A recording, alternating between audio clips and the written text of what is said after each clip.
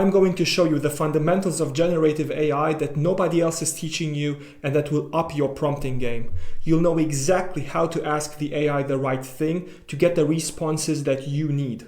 I'll show you the exact prompts, mental models and frameworks that allowed me to save my clients tens of hours of work per month. You can download the complete document with all the clear examples in this video that also contains all the prompting techniques and frameworks right in the link of the video description that you can copy and use in your work right away. If you like this video, I would really appreciate it if you could subscribe to this channel and like this video. This way you won't miss out on any new videos that I post about generative AI, prompts and business automation. And this will also help the algorithm push my YouTube videos further, which means a lot to me. But before we jump straight in, I want to tell you about two things.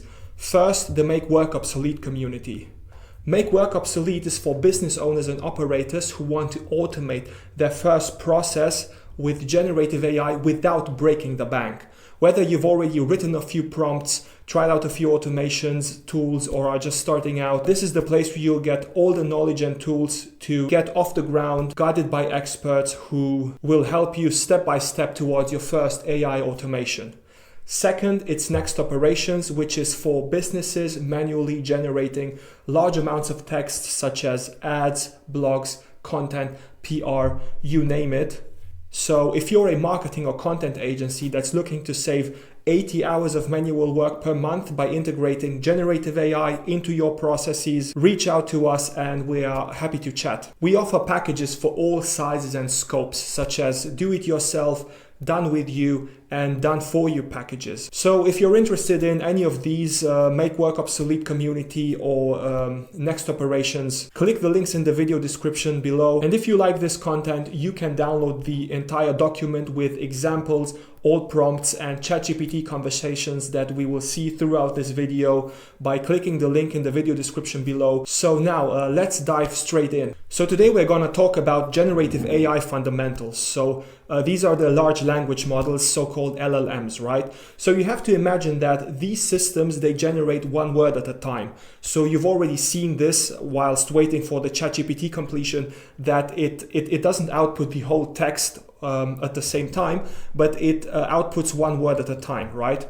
And the thing is that at any given moment, the system can choose from several candidates for the next word. And each choice has a certain probability of being the correct next word, which is basically computed based on the entire text available up to that point, including the text that has been generated by the system itself, right?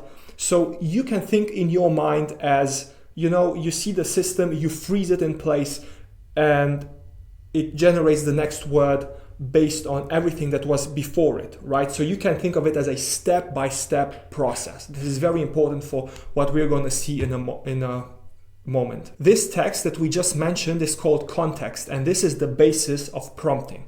Okay, the system chooses the word that has the highest probability of coming up next, right?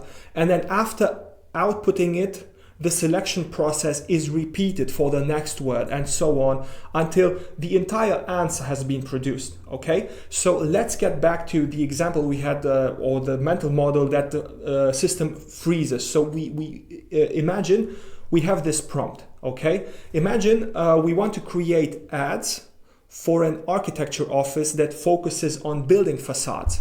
So we might start with a prompt like, you're a copywriter specializing in writing architecture ads, especially in the space of building facades, and write an Instagram ad and so on. And the ad will begin with, in the 2024 autumn season.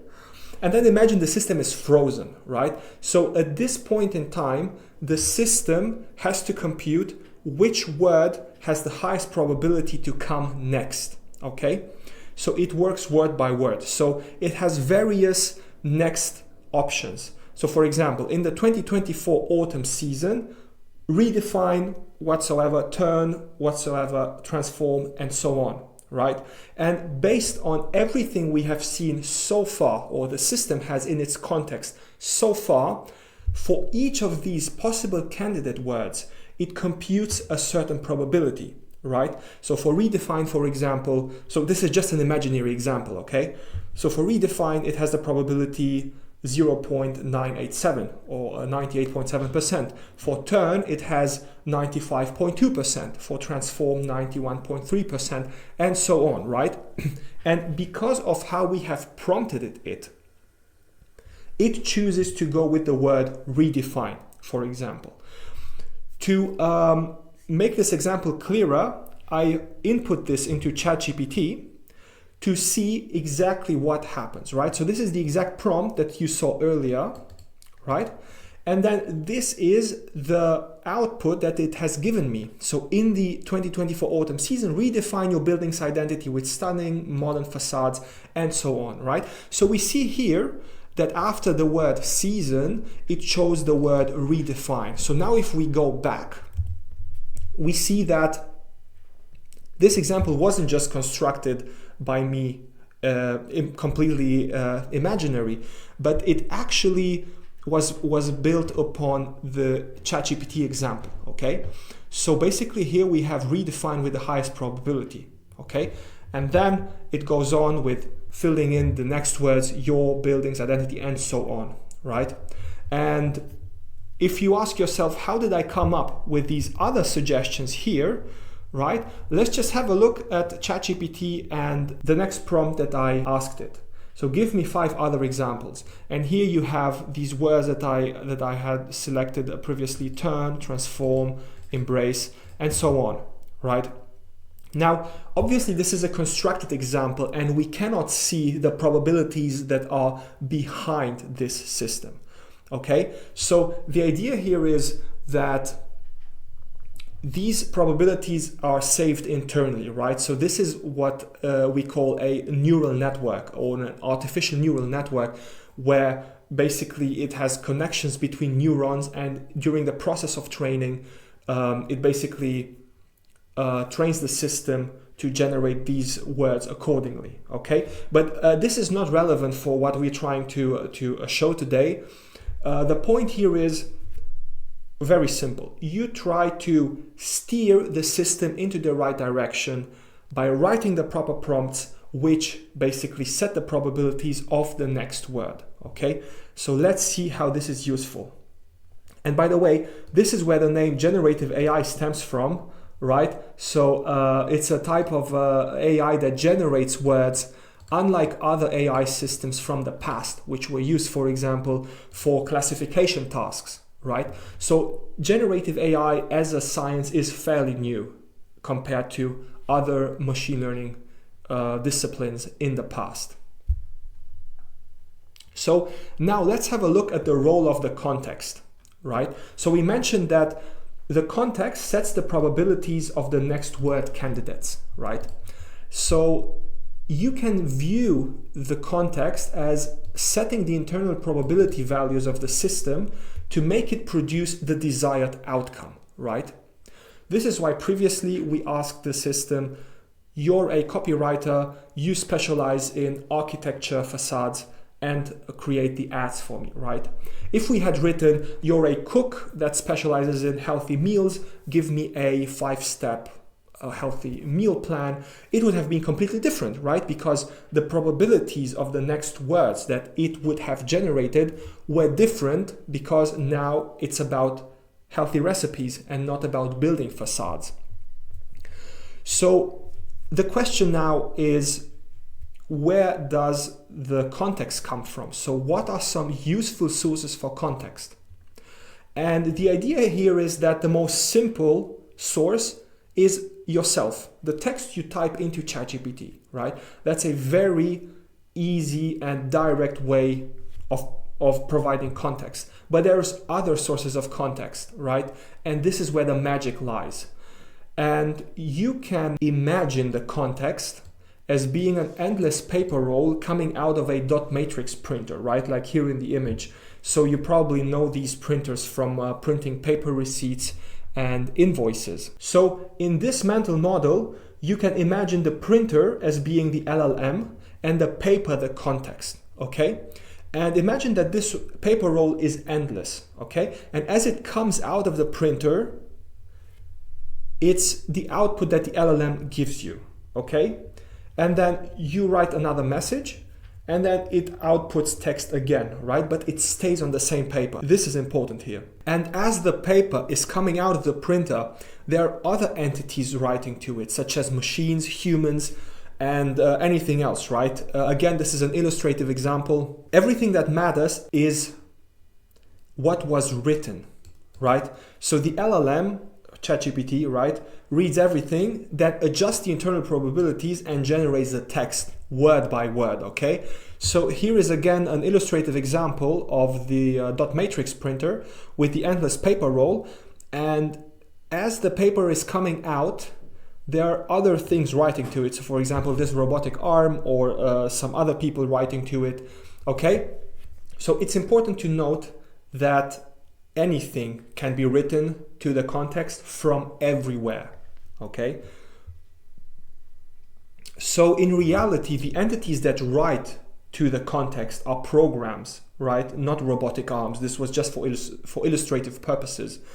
Programs, data connections, uploaded documents, depending on the integration that you choose to use. Below is a graphic that is a simplification of the dot matrix printer example from earlier, right? And if we have a look at the earlier prompt that we used to generate ads for architecture offices, this is how you could add customer reviews to the prompt to generate ads based on them. So again, here you can imagine in the middle is the endless paper roll, and in the beginning is the text that we wrote by hand, our initial prompt, right? You're a copywriter who specializes blah, blah, blah, okay? And then if we integrate it with a review database, for example, you can fetch in a customer review. For example, I was very pleased by FCDS Limited services, they're very fast, right? Or you can have uploaded documents. You know that ChatGPT has this function of uploading PDF documents or any other type of documents, and it will put them into the context, right? So here another customer review example. Or you can have different APIs. Any system you can connect with is a suitable candidate to add context to the operation. For example, here you can have your CRM or any other type of service where you might store your customer reviews. And ultimately, you can also have the output generated by the LLM itself via prompting techniques, okay? We will get to this in a minute. The point is that every text that is generated and printed out is part of the context. So the context is the entire history that your chat has with ChatGPT in that particular instance, okay? Everything. Even when you come back the next day, keep typing in, it's part of the same context, okay? Ultimately, it doesn't matter who or what provides the information for the context. A person, an API, or other documents, or even other LLMs, right? You can connect your context to other LLMs via APIs or other programmatic integrations, which is called agentic workflows, which means you have different LLMs working together, reading each other's prompts and responding to them so that they can problem solve together. This is a very advanced topic which is beyond the scope of this tutorial. But if you want to learn more, click below to sign up for the Making Work Obsolete community, where we discuss all these advanced topics as well. And as a last point, you might have read things like ChatGPT's context window is 128,000 tokens long, which is about 90,000 words. This is what it refers to. So ChatGPT can accommodate for 128,000 tokens inside a complete conversation. It cannot go beyond that. It's just the way the LLM is built internally. Now let's get to the interesting part. How do we write effective prompts? Which is called prompt engineering. And prompt engineering is nothing else than the process of providing an LLM with the correct instructions such that it produces the right outputs. Okay, it's just a fancy name, meaning it's an iterative or repetitive process that continuously improves the prompt by comparing the current output with previous outputs. Just like an engineer might engineer a process and perfect it, in the same way you would want to perfect your prompts in a similar manner. Now let's have a look at some concrete prompting techniques. There are various ways to reach better results with generative AI, and everything that matters is context, right? If you walk out of this tutorial with one thing, it should be everything that matters is context. And generally, the rule of thumb is the more context you provide, the better. Because the more context it has, the better it can adjust the internal probabilities for producing the next word, right? The more, the better. So then the question is, can you let the system fill in the context on your behalf?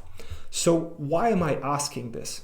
Because it is very cumbersome to provide a very long instruction to ChatGPT. So it turns out, yes, you can let it fill up the context itself. And this way you will save time, you will save energy, and most importantly, you will discover edge cases that you haven't thought of, right? And ultimately you will achieve better results. Let's see, how do we get there? A very simple framework is the role task format framework. So you first specify the role of the AI, the problem it needs to solve, and ultimately the format you want it to answer in.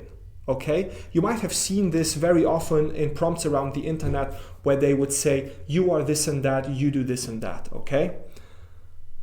Let's have a look at an example. Let's imagine we want to contact people on LinkedIn, right? And we want some help with drafting messages for them. So the role of this LLM would be, you're a proficient copywriter specializing in writing cold outreach messages to new LinkedIn contacts, okay? Then its task is to draft an introduction message for a contact I've recently added on LinkedIn. Okay, clear. And then the output format. So how do I want the LLM to answer? How do I want this message to be? Your message must begin with a greeting, include an impressive accomplishment, and lastly, I want to know more about the projects the person is working on, and so on. So again, let's have a look at how ChatGPT works in action. Here I copied the exact prompt that we had earlier, and this is the response ChatGPT provided. Hi, contact name. I noticed the impressive work you've done with mentioned your accomplishment. It really stood out to me, and so on. So here I can copy paste this and then fill in the contact's name and mention something impressive about their work. Again, this is very incomplete because I still have to go onto their page, which ideally I should do, and read about their profile, but it is difficult to scale. We will see in a second how to scale this. And this is just a basic example intended to show you a bit how this framework works. This prompt steers the LLM into creating the right output, but this method alone isn't suitable for generating outputs based on input data, right? Nowhere here did we specify the new contact's LinkedIn profile, which I said just now. We will see that it is more suitable to combine various methods. So prompting techniques are most useful when they're used in combination with one another. So now let's have a look at another very powerful prompting technique, maybe one of the most used and most powerful, called chain of thought prompting, right? It is useful for solution discovery, creative tasks such as text generation, or when there's not enough information about the problem at hand, right? The basic idea is that we iterate in multiple steps. We go from general to very specific. We try to guide it towards the answer to our question. So we begin with open-ended questions. The LLM will this way generate a longer context. And then we drill down into the direction you want the LLM to get to your answer at each step. And then finally, you ask the question you actually seeked an answer to, if you haven't already got some new information that might have changed your mind, right? Which very often happens because we have limited information about things. This way, the LLM will have generated enough context to guide the probabilities of the next words and answers into the right direction, okay? Always keep this in mind. I will keep repeating this. The probabilities are the most important, steering the LLM into the right thing with the proper context. So now let's have a look at an example. we try to compare the deliverability of email providers. Okay, the problem we tried to solve was we want to choose an email provider to avoid cold emails going into spam. Okay, and the thing is that there's a trade-off between the provider price and deliverability.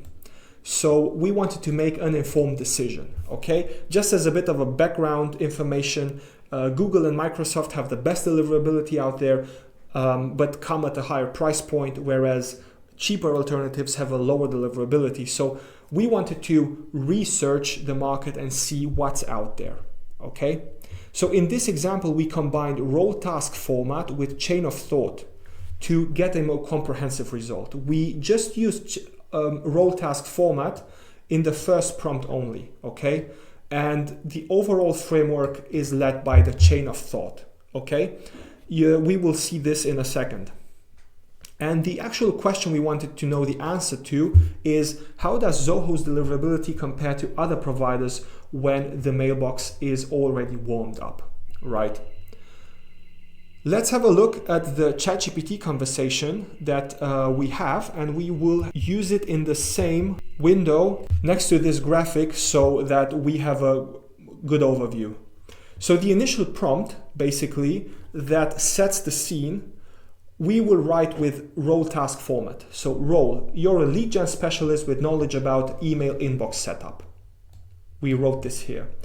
What's the scenario? All the inboxes are properly set up and warmed up. And then what's the task? What criteria should I pay attention to when choosing an email provider? Okay, very important again, let the LLM fill in the context. Once I submitted this prompt, it was very verbose in showing me a greatly detailed list of all the criteria together with what each one does, which was very useful because I didn't know about some of them. Then the second point is drill down towards the answer. So with my second question, I asked, what are some of the leading business email providers? Give me a table with the columns based on your previous criteria. Okay, so then here again, I go from very general, from asking, okay, what should I pay attention to, right, to who are the leading business email providers. Then again, it used the previous criteria, which, by the way, I haven't input myself, remember? I had the system generated. This is the magic of chain of thought prompting. So then it showed me a table of the leading providers and how they rank in every one of the previous criteria. And it also highlighted the key points here. And then in the next step, I focus it even more and ask my question. Focus on email deliverability alone. How does Zoho perform in terms of deliverability? So only now I have asked the system the question I wanted to have answered in the first place. How does Zoho compare? So then it gave me a very good description here that I won't get into, and I got the answer to my question. So here we see we get the answer to the question only at the very end. Also, there are useful side effects of chain of thought prompting, right? For example, I can now afford to ask shorter questions, right? To type in less because the context is already filled with all the relevant information. Also, I can explore adjacent topics, right? So I can ask about anything that was mentioned so far. For example, to include other email providers in the conversation, or for example, here I asked, how does the email deliverability of an out-of-the-box Zoho email inbox do? So the idea here is at the end that the main characteristic of chain of thought prompting is that the initial question is being asked and answered at the very end. There are also some other examples of chain of thought prompting that we won't going to be covering here, which, for example, drafting a website privacy policy that we used for our Next Jobs AI-powered job board, or researching the database access frameworks in the context of software development. However, if you're curious about them, feel free to download the document below There's a link, and there's the links to these examples as well if you're curious about chain of thought prompting and if you want to see some more examples. Also, there are other popular prompting techniques like horizon, role instructions, step and goal narrowing, and so on. So there's many frameworks.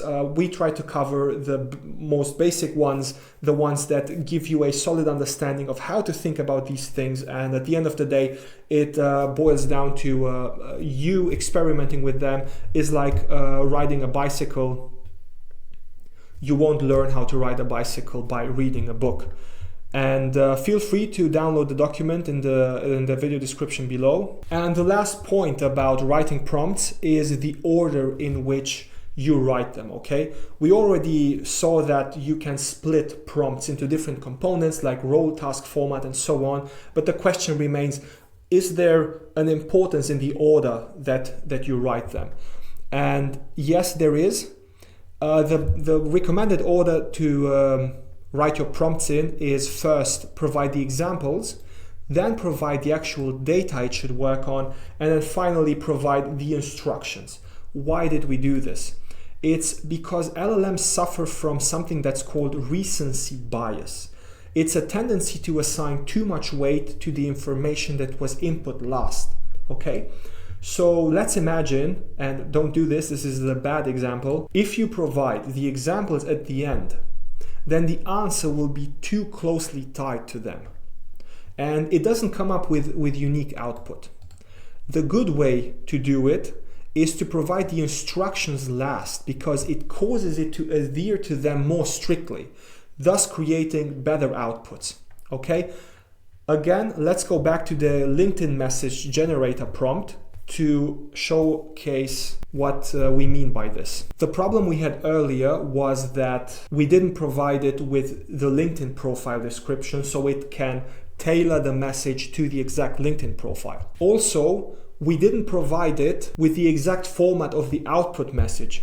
So what we're going to do now is we're going to take that prompt and rephrase it to adhere to this three-step structure: examples, data, and instructions. So again, the role is the same. You're a proficient copywriter specializing in cold outreach. And then comes an example. Like, your message must adhere to the following format. And I give the format to the LLM, right? I can also give various messages. I can give, 10, 20, 30. The point here is that the LLM gets to see the shape and the tone that you use in your messages and that it must follow. So in this case, I say, okay, your message must adhere to the following format.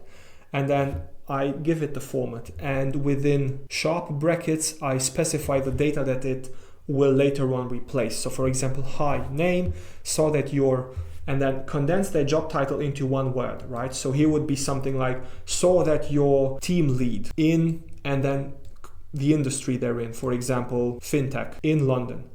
I work as a Gen AI consultant, and so on and so forth. You caught my attention with, and then I ask you to insert a short and impressive fact about their profile description, which might be like, you caught my attention with having spoken at the XYZ conference in 2022. Once we have the structure fixed, we provide it with the actual data. And here I just copied the most important parts from their LinkedIn profile for illustrative purposes. So this would be their name, their LinkedIn headline, some additional information about them, and their profile description, right? You might ask yourself, how do I get this data from so many profiles? Stay tuned, we will post a video about how to automate this outreach and how to automate creating drafts for a large number of people by combining some different generative AI tools, right? Make sure you don't miss out on that video and that you subscribe so that you'll be amongst the first people to get this video. And ultimately, I provide the instructions to the LLM, which in this case is the same as previously. Draft an introduction message for this new contact on LinkedIn. Now let's see this in action. So here again, I copied the exact prompt, and let's see what ChatGPT output. It already looks much cleaner than previously, and it adhered to the format that I specified. Since it's my own profile, it uses my name, obviously. Hi Robert, saw that you're a founder in AI in London. I worked as a Gen AI consultant, blah, blah, blah. And now comes the interesting part. It extracted something interesting from the LinkedIn profile and condensed it into a few words. You caught my attention with your innovative approach at Next Jobs, using AI to match candidates with jobs based on personality and credentials, right? Looking forward to keeping in touch, blah, blah, blah, the exact closing I have specified here. So we see that it has condensed the job title and the industry, that you're a founder in AI. So these two things, founder and AI, were condensed into one word from the LinkedIn description. So obviously this helps us save a ton of time by going through many LinkedIn profiles and trying to distill the information, create messages faster, and reach out to people quicker. Now the question comes, should you do this in bulk? Well, there are different opinions. I think that the best way to approach this is to have ChatGPT draft this for you, and that you look over it, or somebody in your team looks over it to give the final get-go. And ultimately, this is just a tool to save you some manual time. But ideally, it shouldn't replace you. It should augment your work, right? Because you still want to be original. Don't write anything that you haven't approved of. But again, this is a conversation for another video. All in all, these are all variations of the same basic idea, guiding the LLM's internal probabilities. All the examples we saw so far, role task format, chain of thought prompting, and the examples data instruction order. For the best results in your own field, it's key to experiment with different case-specific prompts and to see what works best for you. And I'm very sure with a bit of creativity, you'll soon see amazing results. It requires practice, and you can't learn it by reading a book about it, just like riding a bike or playing any kind of sport or anything else. Feel free to download the complete document in the video description below with all the links to the running ChatGPT examples, the frameworks, the techniques, and everything we discussed so far. Stay tuned for the next video where we will discuss everything that we didn't get to today, such as how to use some of the systems and prompting techniques such as role task format in combination with some automation tools, for example, to assist in LinkedIn outreach message creation so that you can create message drafts for a whole bunch of people 10 times faster. So make sure you subscribe to this channel, clicking the button below so you don't miss out on the next video. And two things, if you're a business owner or operator and you want to create your first AI automation without breaking the bank, make sure you join the Make Work Obsolete community. And whether you've already got some experience with generative AI, or already writing prompts on a daily basis, or are just starting out, this is the place where you'll get all the knowledge and tools you need from experts who guide you step by step towards your first AI automation. Go to nextops.agency/makeworkobsolete, separated by dashes. There's a video right at the top where I explain how it works. You can also click the link in the description below. Also, second thing, if you're a marketing or content agency dealing with large amounts of text and you're eager to save 80 hours of manual work per month, go to nextops.agency. There's a video of me explaining how we audit your process and give you an AI automation blueprint. Also, link in the video description below. Depending on your needs, we have do-it-yourself, done with you, and done for you packages. What sets us apart is that we are tech experts with years of hands-on programming and tech experience under our belts, unlike many of the people who rebranded themselves to ride the AI wave and don't know anything about tech. So you can go on and book one of those and be disappointed again. These people cannot help you, and you'll be obviously wasting money with them. We know what we are talking about because we wrote the tech, we programmed for years. Thanks guys for watching. I'll see you in the next video. Cheers.